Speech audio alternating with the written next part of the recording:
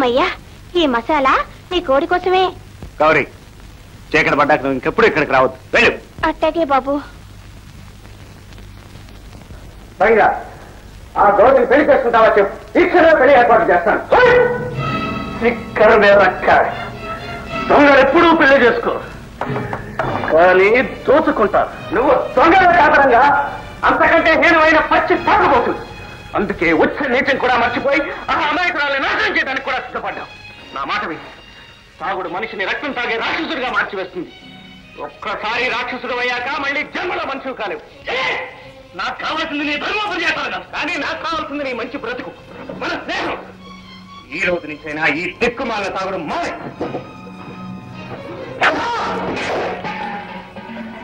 శేఖర్ బాబు, ఇప్పటికి ఎన్నోసార్లు దోపిడీ దొంగలు మా గ్రామం మీద పడి ఇష్టం వచ్చినట్లు దోచుకుపోయారు. మాకు మిగిలింది, మీ దగ్గర దాచుకోగలిగింది ఈ సొమ్ము మాత్రమే. దీంతో మీరు మా గ్రామాన్ని ఏం చేస్తారో మీదే భారం బాబు. రండి బాబు, మీ దగ్గర మిగిలిందంతా వారికి ఇవ్వండి.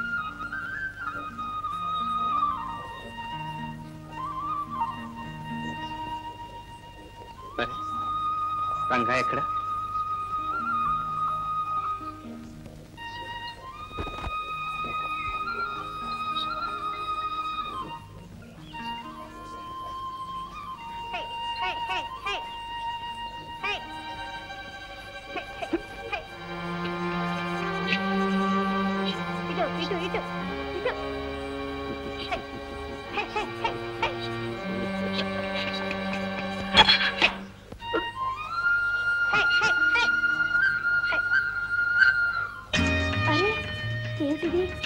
నాకేదో భయంగా ఉంది. నేనుండగా భయం ఎందుకు?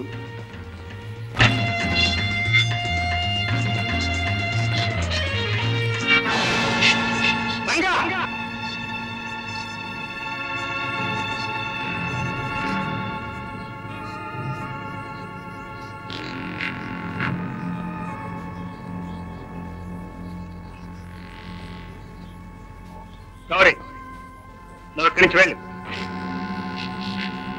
రంగా, ఈ గ్రామస్తులు మనల్ని ఎంతో గౌరవించి ఆదరించి అన్నం పెట్టారు. అలాంటి వాళ్ళ కడుపు కొట్టడం నీచాతి నీచం. ఒక్కసారి చెప్తే అర్థం చేసుకుని మనిషిలా మారతావనుకున్నాను. రోజు రోజుకి మరీ మృగంలా తయారవుతున్నావు.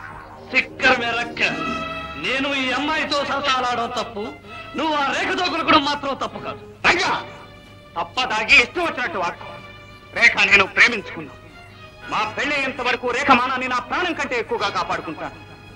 కానీ నువ్వు చేస్తున్న పని ఒక అమాయకురాలి గుండెల్లో కార్చిచ్చు రగిల్చి కాటు వేయాలని చూస్తున్నావు. ఇంటిని నీ ఇష్టం వచ్చినట్టు నువ్వు, నేనేం నీ బంట్రోధన కాదు.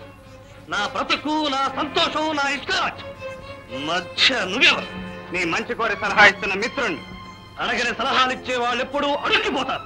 నేనేమైపోయినా నమ్మిన స్నేహితుడిని ఎప్పుడూ మర్చిపోను. మర్యాదగా చెప్తున్నాను, నాతో రా. రాకపోతే మనిద్దరిలో ఒక్కళ్ళే బ్రతుకుంటారు.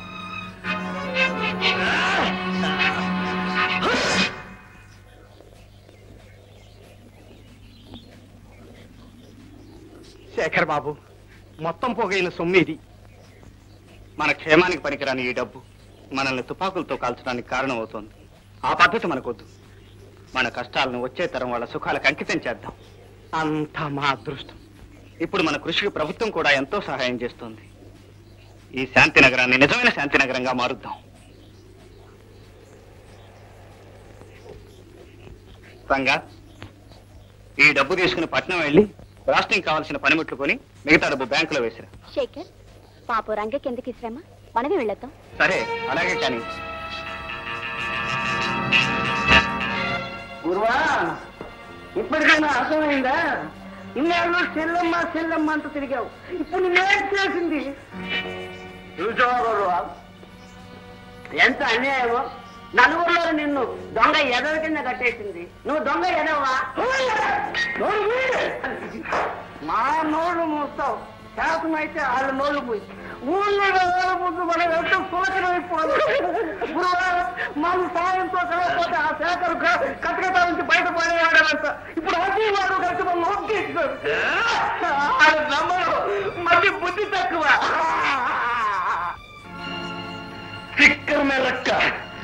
ఎవరికి బుద్ధి తక్కువ తెలుస్తాను.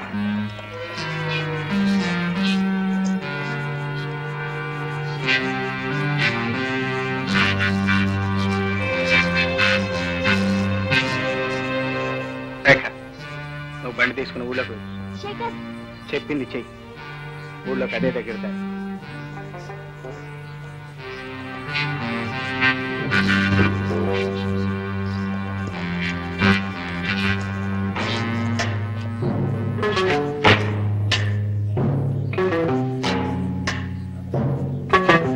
ఏమిటి మీ ఉద్దేశం? మేము వెళ్ళిపోతున్నాం. ఎందుకు చెప్పండి రా శిశువులు. ఏం చెప్పమంటావు గురువా? ఇంతకాలం రేఖ మా చెల్లి అనుకున్నావే, అందుకు చెప్తూ కొట్టుకోవాలి. ఆమె మా గురువునే అనుమానించింది, 10 మందిలో అవమానం చేసింది. తొందరపడుతున్నారు. రేఖకు మీ మీద ఎలాంటి దురభిప్రాయం లేదు. చేసింది చాలు, నువ్వేం చెప్పక్కర్లేదు. మా దారి కట్టు నాకు. రంగా, నా పర్మిషన్ లేకుండా ఎవరు ఇక్కడి నుంచి ఒక అడుగు కూడా వేయలేరు. సిక్కర్ వేరక్క. బెదిరిస్తున్నావా ఇంజనీర్? లేదు, మంచి స్నేహితుడిగా మందలిస్తున్నాను. ఏయ్! నీ మందలింపులకు బెదిరిపోయే పిరిగివాడు కాదు ఈ రంగా. జీవితం మీద ఆశ ఉన్నవాడు ఎవరు నన్ను ఆపలేడు. ఆ ఆశ నాకెప్పుడూ లేదు. స్నేహమే నా ప్రాణం. నాతో పాటు నిన్ను తీసుకునే ఊళ్ళోకి పెడతాను. ఆ నిర్ణయానికి తిరుగులేదు. అడుగు ముందుకు వేసావా? ఏ కాలుస్తావా?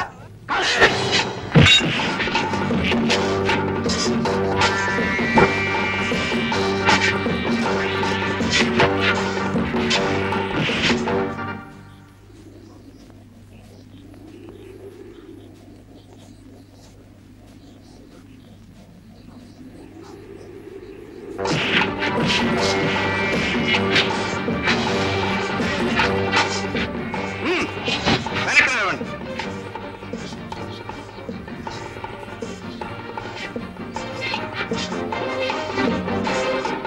చేతులెత్తండి. ఇప్పుడు మీ ప్రాణాలు నా చేతుల్లో ఉన్నాయి, కానీ మిమ్మల్ని నేను చంపను. మీరు నాకు కావాలి. నేను మీకు అక్కర్లేదనుకుంటే నన్ను చంపండి.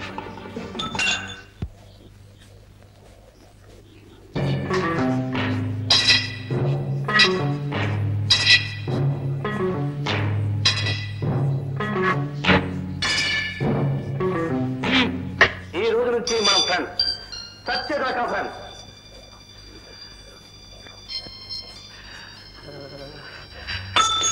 రెండో శిశువులు,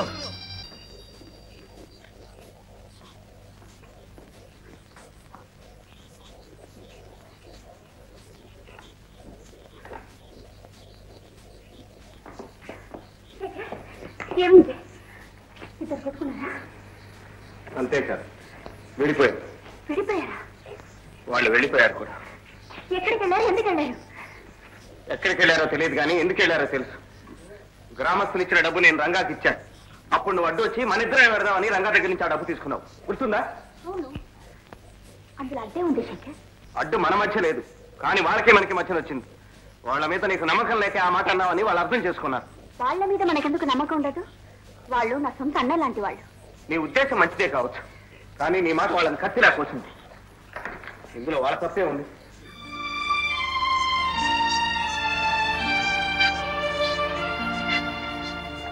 అవును శేఖర్, తప్పంతా నాదే.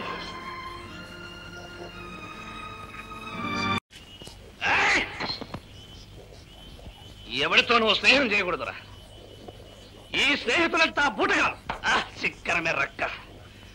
శేఖర్ని నమ్ముకున్నాను, కానీ వాడే ఎదురు దెబ్బ కొట్టాడు. ఈ పాడు గొడవ అంతా ఆ రేఖ మూలకంగా వచ్చింది గురు. ఆ మాట మరోసారంటే పేకి నలుగేస్తాను. రేఖ నా చెల్లెలురా. మాకు మాత్రం చెల్లి కదేంటి? గురు గురు గురు, రేఖమ్మ వెళ్ళిపోతున్నట్టుంది.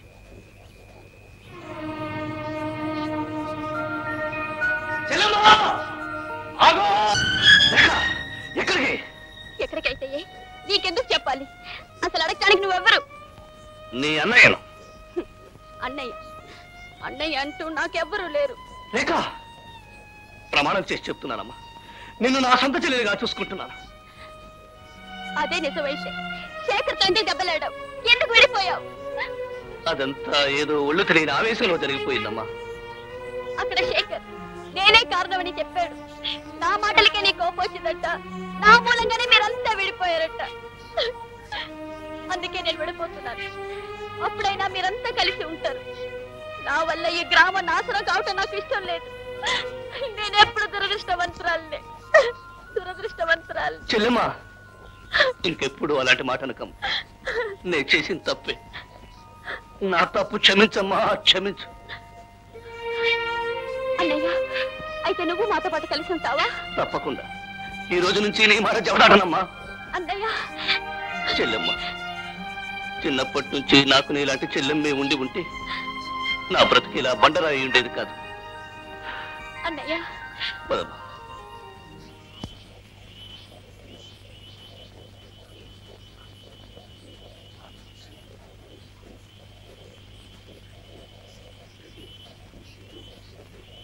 శేఖర్, ఎవరొచ్చారో చూడు.